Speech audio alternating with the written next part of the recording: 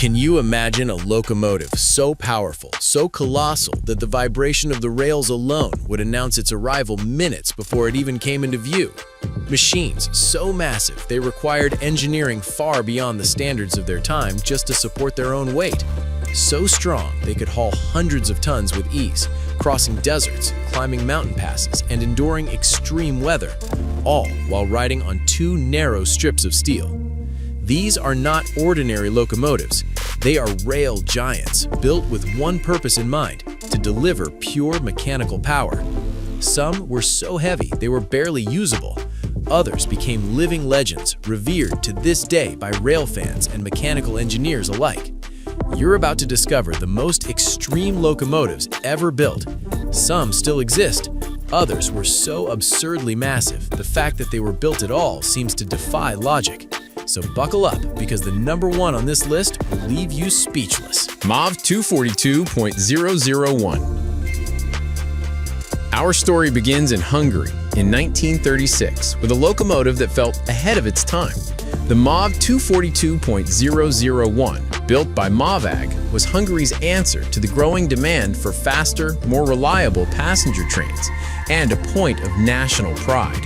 It wasn't just fast, it was refined engineering in motion. Powered by a high-pressure steam engine delivering 2,300 horsepower, it reached speeds of up to 94 miles per hour, 152 kilometers per hour, outpacing many Western locomotives of the era. With 4 cylinders, an uncommon setup, it provided smooth, steady power. This gave the locomotive a quieter, more controlled ride, ideal for long-distance express services. The drivetrain was direct and efficient, built to deliver maximum force with minimal complexity. Reinforced rear wheels and a strong suspension gave a reliable stability at high speeds. Its aerodynamic body, deep blue paint and silver accents made it visually striking. The enclosed cab and distinctive oval windows gave it a modern, almost futuristic look. Its whistle echoed sharply, followed by the low, confident hum of steam power at full stride. Designed for high-speed passenger service, it reduced travel times without sacrificing comfort. Yet only one unit was ever built, making it as rare as it was advanced.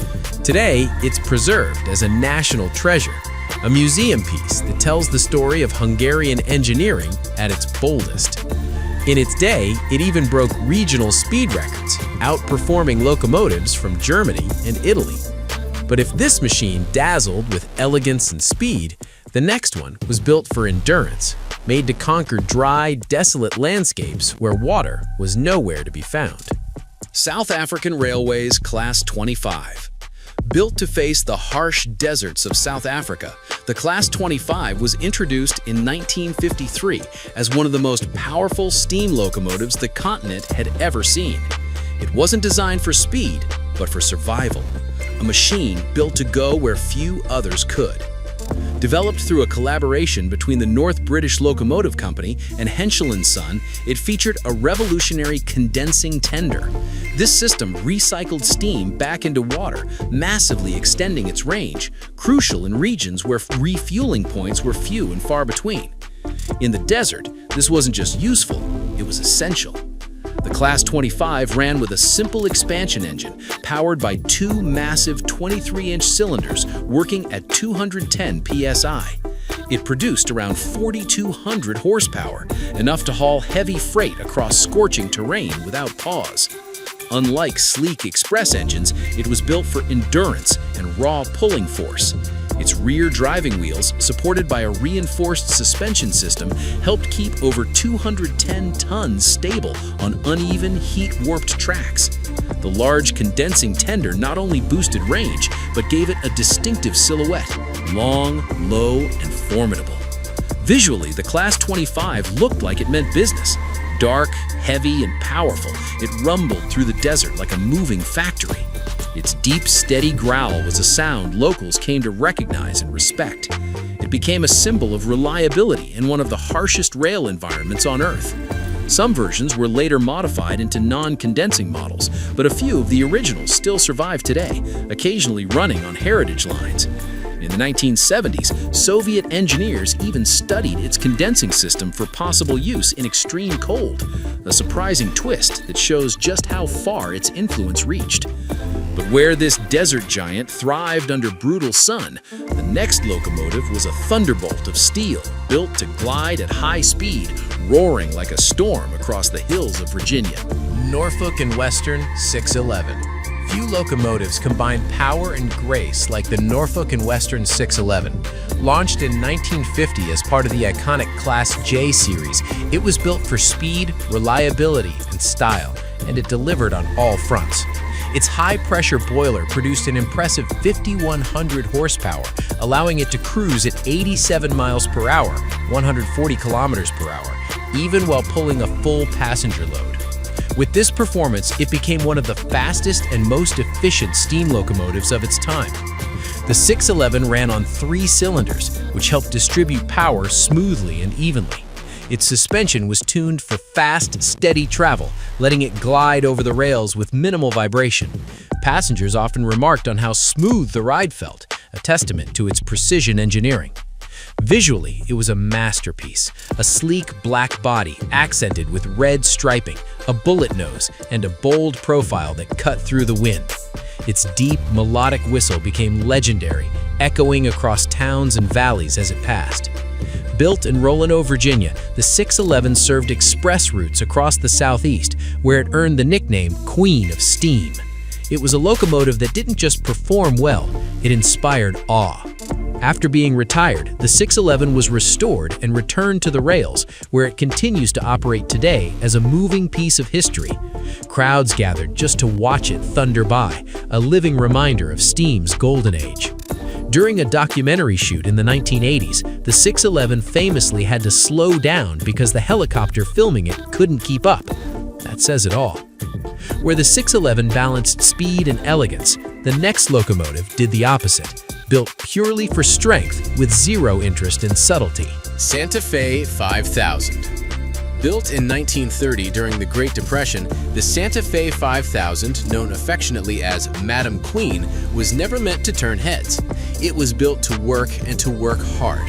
Only one unit was ever produced by Baldwin Locomotive Works, but it packed a serious punch. Powered by 2 massive cylinders and operating at 300 psi, it delivered around 5,600 horsepower, more than enough to haul heavy freight through the tough terrain of New Mexico and Arizona. Its 210 4-wheel configuration gave it exceptional traction, with 10 driving wheels distributing its immense power evenly along the rails. Heavy coil springs help support a machine weighing over 500,000 pounds, giving it the brute strength needed to tackle mountain grades. Madam Queen had a nonsense design, black, exposed, and industrial.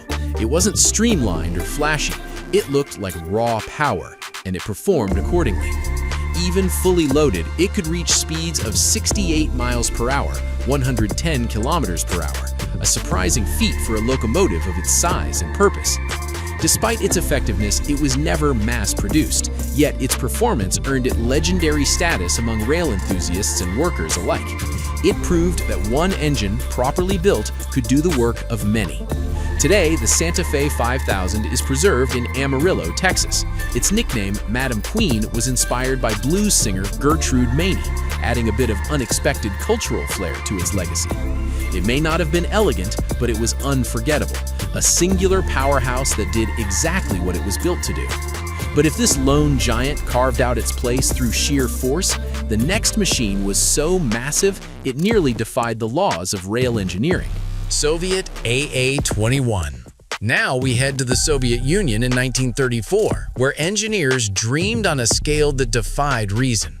The Soviet AA-21 remains the largest steam locomotive ever built in Europe and one of the most over-the-top experiments in rail history. Created by Kolona Works, the AA-21 was designed with one goal in mind: to replace multiple locomotives with a single super-powered machine. It featured a massive 3-cylinder engine and a staggering 414 4-wheel configuration. That's 14 driving wheels, something rarely attempted before or since. It produced roughly 4,000 horsepower, which was impressive, but the size of the boiler was its real standout feature. It was so large that maintenance crews struggled to reach key internal components. The frame stretched so long that the locomotive couldn't handle standard track curves without issue. In fact, during testing, it often derailed unless temporary reinforcement rails were added to the track. Weighing over 260 tons, the AA-21 looked like a steel centipede, long, heavy, and almost alien in design. It was loud, awkward, and incredibly difficult to operate. The locomotive's size created logistical problems at nearly every turn, from station platforms to switching yards. In practice, the AA-21 proved too impractical to succeed. After limited trials and growing operational concerns, it was quietly retired and eventually dismantled. Still, it left behind a powerful legacy, not of success, but of ambition. To this day, the AA-21 is remembered more as a symbol of Soviet engineering extremism than a practical machine. But it continues to fascinate historians and rail fans alike for its sheer scale and audacity. If you've made it this far, you're clearly into these incredible machines, and we've got plenty more coming. So if you're enjoying the ride, hit that like button to let the algorithm know, and consider subscribing if you haven't already. We're just getting to the heavy hitters, and trust me, you won't want to miss what's next. And if this steel monster pushed size to the limits, the next machine had a very different mission: to fight through walls of snow that buried entire rail lines. Union Pacific Rotary Snowplow. Meet the Union Pacific Rotary Snowplow, a machine that doesn't haul cargo, but instead destroys walls of snow standing in the way of the rails. Originally developed in the late 1800s, by the mid-20th century, it had evolved into one of the most fearsome winter machines in rail history. Unlike a typical locomotive, the rotary plow doesn't move on its own. It's pushed by another engine, but at its front sits a massive steel blade powered by its own diesel engine, usually a 6-cylinder unit producing up to 2,000 horsepower. That front blade spins like a turbine, slicing through snowbanks more than 10 feet high and blasting snow clear of the track. It doesn't just push snow aside, it pulverizes and hurls it away, clearing blocked routes that would otherwise stay closed for weeks. The body is built from armored steel, weighing around 135 tons. Reinforced suspension and frame components allow it to handle steep mountain grades and packed snow with ease. It was primarily used in the Rocky Mountains, where blizzards could bury entire trains overnight. The sound it made was unforgettable, the roar of the diesel engine paired with the high-pitched scream of metal blades tearing into ice. From a distance, it sounded almost like an aircraft taking off. Even today, a few rotary snowplows remain on standby for emergencies.